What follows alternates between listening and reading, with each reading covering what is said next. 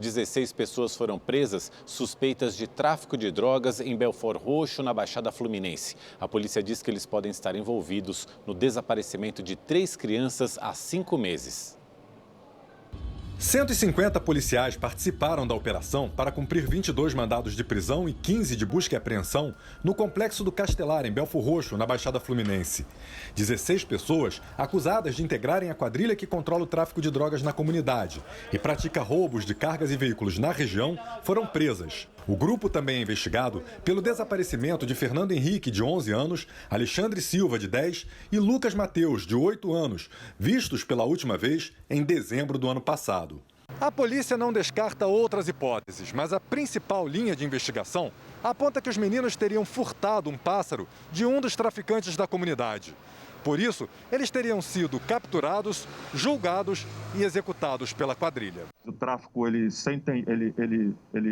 executa, né? Ele pega, prende, sentencia e executa na mesma hora as pessoas que ele assim entende ou pessoas que são seus desafetos. Isso é uma prática reiterada não só nessa comunidade, mas como em todas as comunidades dominadas por essa facção criminosa que atua naquela localidade, que é a maior facção criminosa atuante aqui no estado do Rio de Janeiro. Em março, o Ministério Público localizou imagens de câmeras de segurança gravadas no dia 27 de dezembro, data em que os meninos sumiram. Eles caminhavam em uma rua próxima da comunidade. As investigações da polícia apontam que, por causa da repercussão do caso, os criminosos que controlam o tráfico na região chegaram a acusar falsamente um morador de ter matado os meninos. O homem foi torturado e expulso da comunidade junto com a família, prejudicando as investigações. 6 dos presos na operação de hoje são acusados de participarem da tortura. Logo após o desaparecimento das 3 crianças, um morador da comunidade foi torturado. A família expulsa a companheira na época expulsa com os 4 filhos. E diante dessa grave violação de direitos humanos, a gente instaurou um inquérito policial para que aquilo fosse apurado. A Justiça de São Paulo aceitou a denúncia do Ministério Público e tornou ré Andréia Freitas de Oliveira, mãe do garoto Gael, pelo assassinato do filho de apenas 3 anos. Andréia foi denunciada pelos crimes de homicídio doloso qualificado por meio cruel. De acordo com a denúncia, Gael morreu asfixiado depois de ter sido agredido na cabeça. Segundo o laudo necroscópico, o corpo do garoto apresentava sinais de maus tratos e uma fratura no crânio. A Justiça também determinou que Andréia faça um exame de insanidade mental. Ela está presa preventivamente no presídio de Tremembé, no interior de São Paulo. O crime aconteceu no último dia 10. A criança foi encontrada desacordada ao lado da mãe na cozinha, em um apartamento no bairro da Bela Vista, em São Paulo. A tia-avó de Gael foi quem encontrou o garoto. Ele foi socorrido, mas não sobreviveu. A defesa da mãe alega que ela teve um surto psicótico e que ela não se lembra de nada do que ocorreu naquele dia. No Paraná, uma quadrilha formada por falsos policiais foi desarticulada. Os piratas do asfalto, como eram conhecidos, atuavam principalmente na fronteira com o Paraguai. A investigação teve início há aproximadamente 6 meses. O alvo, uma quadrilha com atuação na região de fronteira do país, que praticava roubos a cargas ilícitas. Aproximadamente 60 policiais federais foram às ruas. A ação também contou com o apoio do Grupamento de Operações Aéreas da Polícia Civil do Paraná. 7 mandados de prisão preventiva e 11 de busca e apreensão foram cumpridos em 4 municípios do Oeste e Noroeste paranaense.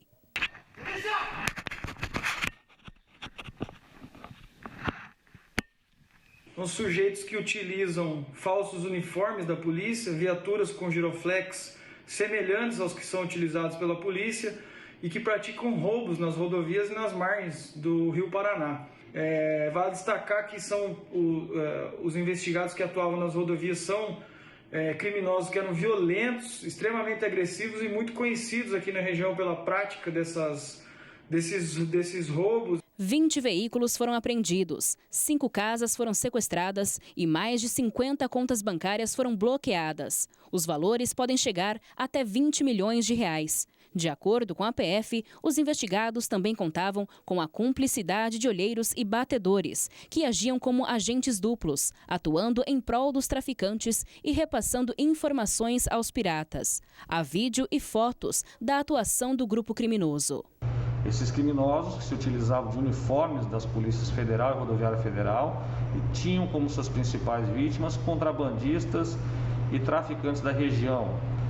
Mediante violência e uso de armamento pesado, esses criminosos subtraíam as cargas ilícitas e posteriormente as revendiam através de uma rede de receptadores para outras unidades da federação. A operação foi batizada de Interceptor, em referência ao tipo de atividade desenvolvida pelos falsos policiais. Foi presa hoje em Saquarema, na região dos Lagos do Rio de Janeiro, uma mulher suspeita de chefiar a facção criminosa que atua na favela do Jacarezinho, a mesma onde 28 pessoas morreram em confronto com a polícia há 2 semanas. Sandra Helena Ferreira Gabriel, conhecida como Sandra Sapatão, foi presa enquanto tomava sol em uma praia do município de Saquarema, a 120 quilômetros da capital fluminense.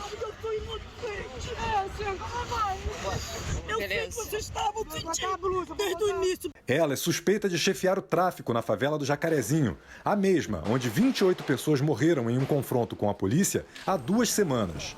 Entre os mortos estava o policial civil André Frias, de 48 anos. Os agentes chegaram até Sandra depois de coletar informações durante a operação na comunidade da Zona Norte.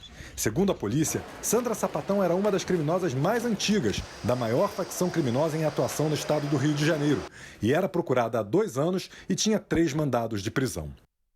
O governo do Maranhão garantiu hoje que não há transmissão da cepa indiana do coronavírus no estado. O governador Flávio Dino disse que não havia necessidade de fechar os portos e que, se isso acontecesse, haveria um colapso econômico no estado. As 100 pessoas que tiveram contato com os 6 tripulantes que testaram positivo para a cepa indiana estão sendo monitoradas. Foi o que afirmou a Secretaria de Estado da Saúde do Maranhão.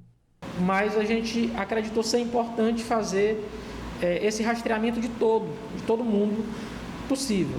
Então a gente estima que talvez só do hospital privado a gente vai ter aí mais ou menos uma testagem de 100 pessoas, né? Fazer a testagem de todo mundo para ter certeza de que não tem nenhum caso positivo. O indiano de 54 anos permanece internado em uma unidade de terapia intensiva em um hospital particular de São Luís. Segundo nota divulgada nesta sexta-feira, o quadro de saúde dele é estável. De acordo com a Organização Mundial de Saúde, a variante B1.617 está sendo classificada como tipo digno de preocupação global. Como variante de atenção. Isso quer dizer o quê? Que ela está relacionada a uma maior transmissão e onde existe transmissão local, né, dessa variante, ao aumento das suas internações. Por isso que é importante mencionar que todos os casos são de tripulantes isolados e que não existe transmissão local aqui no Maranhão. Em entrevista coletiva feita na manhã desta sexta-feira na capital maranhense, o governador do estado, Flávio Dino, do PCdoB, destacou que não há motivo para pânico, mesmo essa cepa indiana sendo uma das mais perigosas do novo coronavírus.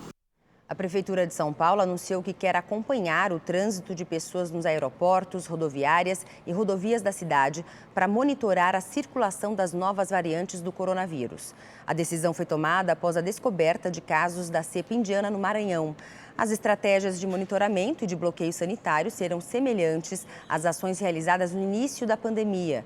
Profissionais de saúde devem acompanhar as variantes que estão circulando e atuar em conjunto com o Ministério da Saúde e a Anvisa.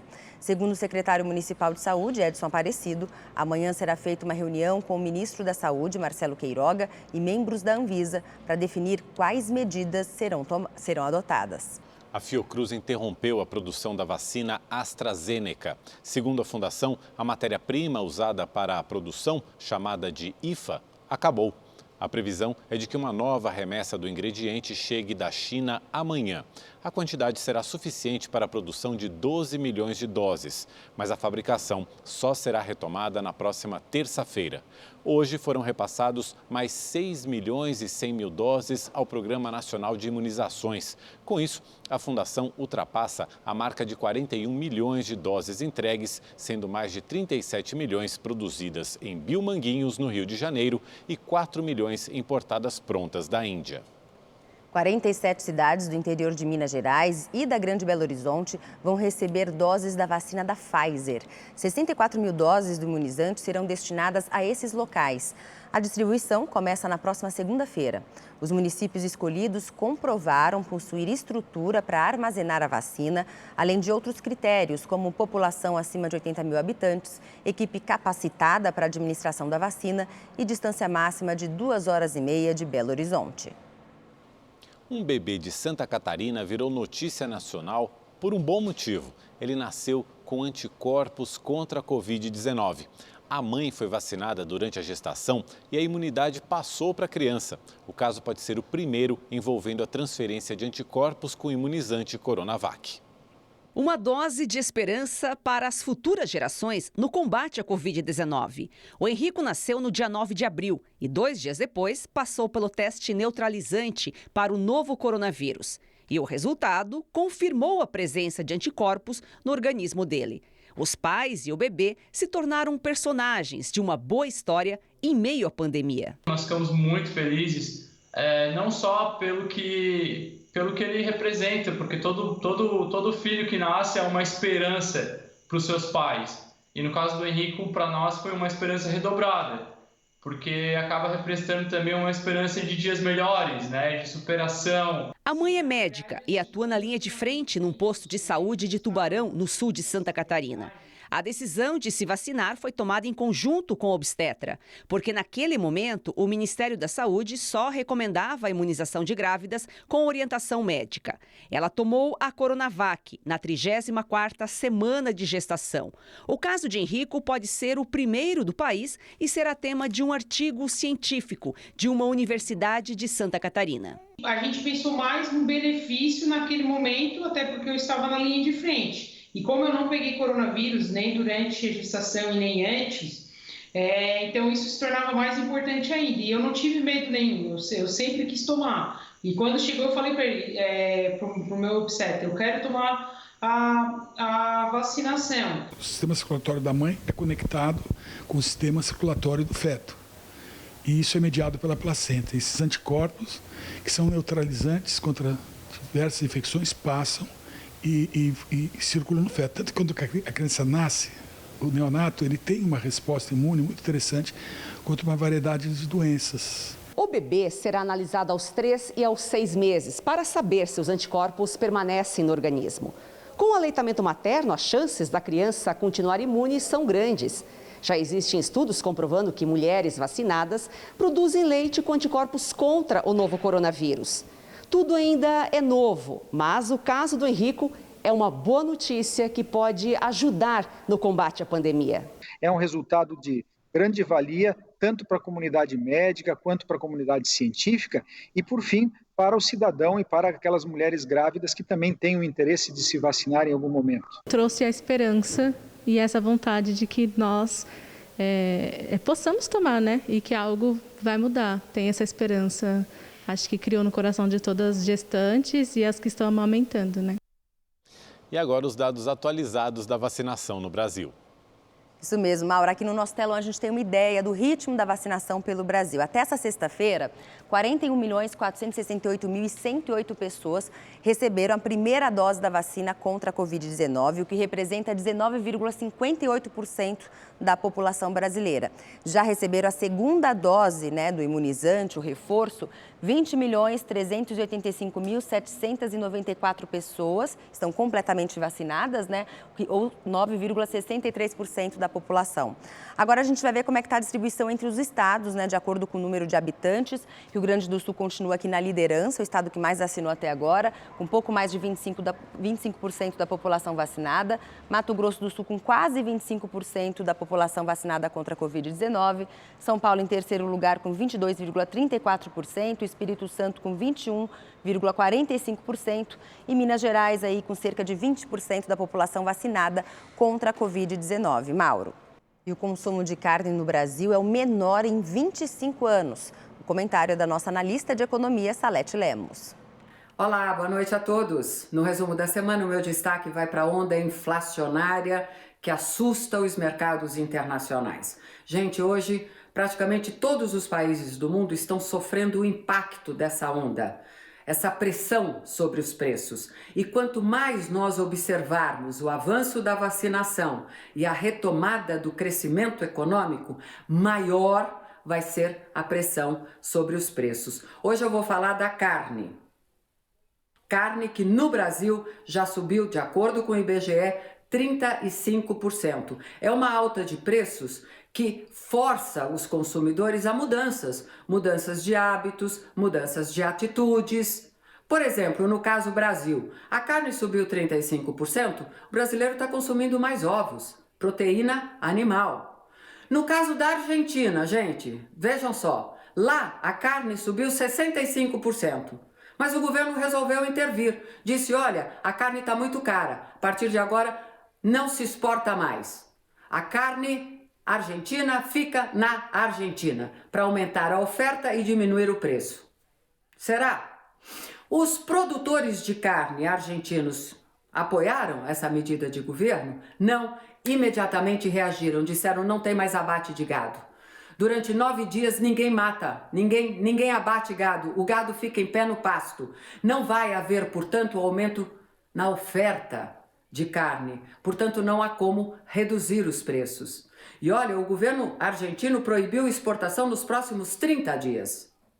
E aí eu pergunto, é possível dar certo?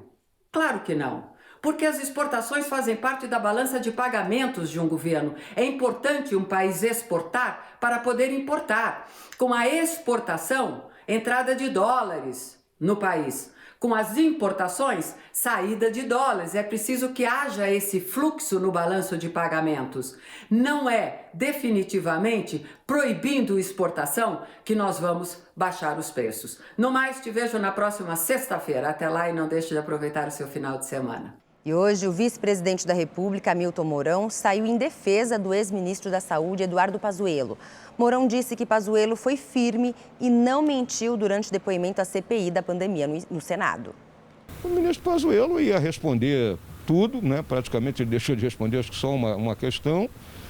Apresentou as razões dele, aí tem aquela contraponto sempre, né? Ah, tá mentindo, tá isso, tá aquilo, pô. Mas isso faz parte do dia a dia da CPI. Eu acho que o Pazuello foi firme, foi seguro e não deixou nada sem resposta. Eu conheço o Eduardo Pazuello já há bastante tempo, né? E não tenho ele como mentiroso. E agora vamos aos números da Covid-19 aqui no Brasil. De acordo com o Ministério da Saúde, 14.422.000 pessoas já se recuperaram da doença. 1.102.000 estão em acompanhamento. Desde o início da pandemia, 446.000 pessoas morreram por causa da doença. O ministro da Saúde, Marcelo Queiroga, anunciou hoje a elaboração de uma nova estratégia de testagem para enfrentar a pandemia do coronavírus. A repórter Caroline Aguiar tem as informações. O novo modelo deve incluir a busca ativa, que é a testagem periódica de profissionais muito expostos ao vírus, como os trabalhadores da saúde, comerciantes e motoristas de transporte público. A testagem pode ser feita uma vez por semana ou a cada 72 horas, dependendo do grau de exposição do profissional. Ainda está prevista a testagem de amostras da população em locais públicos, com o objetivo de monitorar a taxa de transmissão do vírus. Nessa estratégia, também seriam monitoradas as pessoas que tiveram contato com quem teve diagnóstico positivo. O Ministério da Saúde já adquiriu 3 milhões de testes para distribuir entre estados e municípios. No entanto, a expectativa é que sejam distribuídos de 20 a 30 milhões de testes por mês. A pasta não tem estimativa de quanto a nova estratégia vai custar e a metodologia ainda precisa passar por aprovação do Conselho Nacional de Secretários de Saúde. A testagem permite acompanhar o número de casos positivos, né? Então, quando você começa a ter um maior número de casos positivos, isso vai se refletir em um número maior de internação hospitalar, geralmente 3 semanas após, e depois, quando acontece esse aumento de internações, um aumento dos óbitos. Então, é uma estratégia importante para o acompanhamento da pandemia. E agora vamos à previsão do tempo com Igor Silveira. Olá, boa noite. E o final de semana ainda vai ser com chuva na região norte, um pouco mais fraca do que nos últimos dias, só que ainda preocupa por conta das cheias. O Rio Negro, por exemplo, atingiu a 2ª maior cheia da história. No sul do Brasil, ainda chove no Rio Grande do Sul, em Santa Catarina e também no Paraná. No sudeste, o sol aparece, o tempo fica abafado no Rio de Janeiro, no Espírito Santo e em Minas Gerais. Em São Paulo, o clima começa a mudar, aquele calorão perde a força e amanhã ainda pode ter uma chuva fraca. Na semana que vem, teremos queda nas temperaturas. 19 graus no sábado e no domingo, 14 na segunda e 9 graus na terça-feira. No Nordeste, o dia continua claro em todo o interior, só que ainda chove de forma fraca e isolada no litoral, que vai do Rio Grande do Norte até a Bahia. No Centro-Oeste, apesar da previsão de chuva, em Cuiabá, a máxima amanhã pode chegar aos 33 graus. E para saber mais sobre a previsão do tempo na sua cidade, é só entrar no site da Rede TV. Eu fico por aqui, um ótimo final de semana e até mais. Os ex-presidentes Fernando Henrique Cardoso, do PSDB, e Luiz Inácio Lula da Silva, do PT, se encontraram no dia 12 de maio em São Paulo, durante um almoço na casa do ex-ministro do Supremo Tribunal Federal, Nelson Jobim. Uma foto do encontro foi publicada somente hoje nas redes sociais do petista. Lula disse que teve uma longa conversa sobre o Brasil, sobre nossa democracia e o descaso do governo Bolsonaro no enfrentamento da pandemia. Os dois ex-presidentes não se encontravam pessoalmente desde 2017, quando FHC visitou Lula no hospital, na ocasião em que o petista tinha acabado de perder a esposa, Dona Marisa Letícia, que morreu após sofrer um acidente vascular cerebral. Essa é a foto do encontro deste mês. E o presidente Jair Bolsonaro participou hoje da entrega de títulos de propriedade rural no Maranhão. É o 2º dia dele de visita ao estado. Ao todo, foram entregues 287 títulos de propriedade definitiva para famílias de um assentamento em Açailândia, na região sul do estado. De acordo com o governo federal, já foram entregues mais de 17 mil documentos. Quando a gente ganha uma casa, consegue uma casa própria, sendo do aluguel, realmente é um momento inenarrável. Quando se consegue um título de propriedade rural, também. Participaram do evento os ministros General Augusto Heleno, do GSI, Tarcísio de Freitas, da Infraestrutura e Tereza Cristina, da Agricultura, Pecuária e Abastecimento. No evento, Bolsonaro começou seu discurso com supostas críticas ao ex-presidente Lula. Ontem, o petista admitiu se candidatar nas eleições de 2022. E hoje, Lula divulgou a foto de um encontro que teve com o ex-presidente Fernando Henrique Cardoso, do PSDB. Bolsonaro também criticou o governador do estado do Maranhão, Flávio Dino, do PCdoB, assim como as medidas restritivas aplicadas no estado. O estado do Maranhão, tenho certeza, brevemente será libertado dessa praga. Como falei no começo, foi em tom de brincadeira, mas é verdade. Só os do partido ficam gordos. O povo emagrece, sofre. Eles não têm o que oferecer a vocês. Dizer a todos do Maranhão aqui que perderam seus empregos. Não foi obra do governo federal. Quem fechou o comércio, obrigou vocês a ficarem em casa e destruiu milhares de empregos, foi o governador do seu estado. Em resposta ao presidente numa rede social, Flávio Dino disse não ter tempo para passeios com dinheiro público. O Rede TV News fica por aqui. Um ótimo final de semana para você. Boa noite, obrigado pela companhia. Bom fim de semana.